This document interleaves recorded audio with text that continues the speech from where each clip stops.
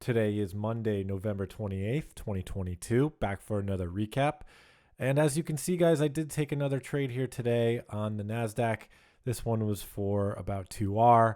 And in just a minute, I'll explain the entire thought process that went down into this trade and why I kind of began the day looking for longs and then switched after the market was sort of invalidating the long ideas that I had, and instead showed a clear setup to the downside. So let's zoom out to the daily chart. Pretty solid down day into this daily support level that I brought up over the weekend. This level here at 11,667 was this high that led to this low that we've reclaimed the last few weeks and have been holding above. As you can see, we're just in this sideways consolidation. And as I said yesterday, if we were trading it, we were going to just have very conservative targets and just operating within the boundaries of this range, not expecting a big break and wanting to see price sort of make its move out of this range before we have bigger picture targets. We're still open to longs and shorts, but just play the market as it comes on the lower time frame to determine what's likely to happen at the time.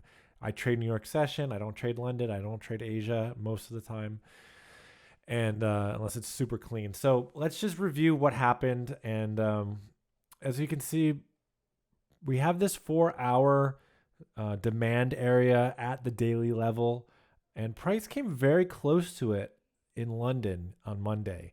And it did not hit it, although it did hit into this imbalance just above. And we had a nice 4-hour swing low form where this candle closed above the middle candle. And I was at this point, I thought, okay, maybe we're just going to push up from here. But you have to keep in mind that we still had this open gap. And when the market came up, it perfectly filled this gap and then left a pretty big wick. I was a little bit more cautious to buy. I thought that basically this exact thing could happen, and it made me very cautious to buy on the lower time frame. I really wanted to see more confirmation before feeling comfortable. And sure enough, the market came down and now has hit deeper into this demand area. And I do like to see right now, towards the end of the day, we closed near the high of this candle, leaving a nice bullish pin bar. And now in Asia, we are pushing up. So this could affect how I trade tomorrow. Again, I really only care mostly what the price action is doing around the time of New York Stock Exchange Open. But let's take a look at what happened today, because again, it took me a while to figure out where the opportunity was to trade. In fact, I was almost going to not take a trade at all today. As you can see, we had the Asia low. Price came down at London Open, took the low, came just short of the daily level and the demand area, and started pushing up. Now, right at New York Stock Exchange Open, the market dipped down a little bit and then shot up aggressively. At this stage, before this candle closed, I was thinking, okay, we're going to be pushing up from here. And I was definitely looking for longs. But same as I mentioned on the 4-hour time frame, we have this gap from the Sunday open. You always have to keep in mind the possibility that it's just punching up to fill this gap to then take prices lower, which is what ended up happening. There was really no buy setup based on the 1 hour. If this had closed very close to the high, I would have been a lot more confident looking in the lower time frame for buys. But the 4-hour didn't really confirm it for buys. The 1 hour didn't confirm it for buys. I think this was the same close, or maybe it was here. It was the same close. The 1 hour candle at the same time as the 4-hour candle. And this wick really turned me off. And sure enough, we got the rejection back down. Then price came up, retested this order block level, reacted a little bit, then came up again, took out the high of this candle, and then pushed down the rest of the day into the demand target. And you can see on the 1 hour, my short entry happened here after all this happened. So I do think there was opportunity to get in around here, and I kind of wish I had gotten in up there. So moving down lower into the 15-minute time frame, let's take a look at what happened in the open again. So we shot up at New York Stock Exchange open. So whenever we get a move like this, where it's just one big candle like this breaking out of a range, see we have this range, this sort of down channel here, sort of trend line, or I don't know, you could draw a trend line like this. I don't know. Or you have this Asia high range. We assume that there's liquidity here. But this could be a genuine breakout where we break out above this high and then consolidate and then continue up higher. But what we don't want to see is essentially a V reversal rejection. So we have to keep in mind that both are possibilities when we're at this stage in the game. And the fact that this happened right at the open is what led me to believe that, okay, I need to see more before buying because it happened right at the open. It could just be a Judas swing to the upside for a move lower to hit the sell side, which ended up being what happened. Yes, we have this little gap that we wicked into here, but it just got slammed afterwards. And then price kind of went several 15-minute candles right here. Price kind of stayed range bound, which is nice because it had this imbalance above equal highs. And then once that rejection happened and then created a new imbalance, you can start to see why I got involved here for a short. Now let's go down into the 5-minute chart. Again, on the 5-minute chart, the whole goal for me at this point in time was to make that determination as to whether this was a genuine breakout or a liquidity grab. We have this range, price broke out, consolidated. Now, if it was going to be a genuine breakout, I don't want to see any rejection back down. Of course, here it rejects back down. Here, it looks like it's holding the range.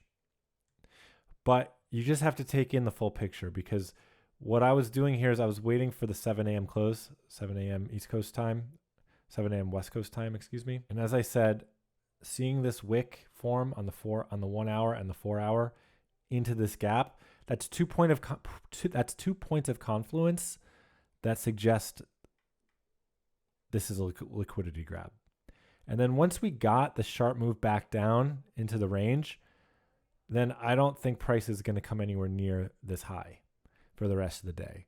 So then it becomes, where do we get in? And that's where I want to get into on this trade here. So we have this push down. We left this gap on the 15-minute, and we start forming another consolidation right here. And price spikes up at the beginning of the lunch hour, takes these highs, reacts off this gap, pushes down.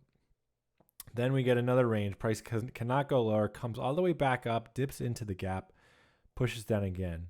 Once I got this gap created again, so look where the market is gapping. It's gapping to the downside. Yes, we gapped up at the open. We've already determined that it's more likely to be a Judas swing based on how the hourly and 4 hourly closed. And then price and the gap. Then price gap back down, kind of neutralizing this move up. So right off the bat, when we see a V reversal, we expect some sort of consolidation and then a move that continues in the direction of the most recent leg. It's just a matter of where do we get in. I didn't see any clean structure here to get in. This could have been a setup, something like this, with the stop above the Asia high, let's say, and then we could have held. I actually kind of do wish I took that, maybe limiting the midpoint of this gap, but it just felt like a big guess, and I like to see more. It was also just the time of day. I like to wait till after the lunch hour is over, and that's what I did. So right here, towards the end of the lunch hour, we get this gap, and then we saw a few candles that ranged, respecting the bodies, respecting the gap. I actually got an early entry here, and then I had a pretty wide stop on it. And then once I saw price break up into the range, Then I moved my stop right above this candle, got taken out. So very small loss because I was sized for my full risk being up here. If it came up here, I thought that with this close, we might see a higher drive and I was going to sell closer to the New York Stock Exchange open level. But then when I saw price come back down and then I went to the 1 minute, this is after now the lunch, and I just was able to see this as a liquidity grab on the lower time frame. Price pushed up, came back down, bounced off of this level, and then created a new imbalance to the downside. This is where my limit went. Stop above the high. And I only took 2R targeting the low of day. I didn't, really, in hindsight, I wish I held a piece a lot longer because it really did run a bit further. So, that's unfortunate. I didn't capture more, but happy with 2R after taking the little paper cut, closing this trade earlier above. And that's what happened. That's how the trade broke down for today. Heading into tomorrow, looking back at the 4-hour time frame, I got to see this candle hasn't closed yet. So it's really hard for me to say. This level could play now, this demand area. We've now reclaimed this daily level. So it's really just seeing what price gives us at the open. We've now made this high, made this low. We've come up, we might be making a high here. And then I think price will try to make a lower low. And if we get to around here and then show an impulse higher, I would be interested in longing this. But what's putting me off is the dollar index. If we look at it, unless this forms a bearish order block, which it would actually be nice. If London engulfs this entire candle or comes down more than halfway, then let me see. Are we actually at halfway yet? So we're almost at halfway. If price comes down pretty low, below this monthly level, then I might feel comfortable longing Nasdaq. But the way we kind of rejected, we swept this low down here, shot up with very nice candle closes. I'm a little bit suspicious of buying Nasdaq because this is a support area and we've shown rejection. Now we have just come up and hit this area. So it's really unclear to me right now, and I need to see what happens overnight. And I'll just play it like I did today. I'll have a general idea of where I might want to be a buyer and where and when I might want to be a seller, and just kind of see what the market shows me. And just be conservative with my targets, conservative with my entries. This isn't the type of environment that I'm looking to make a killing in.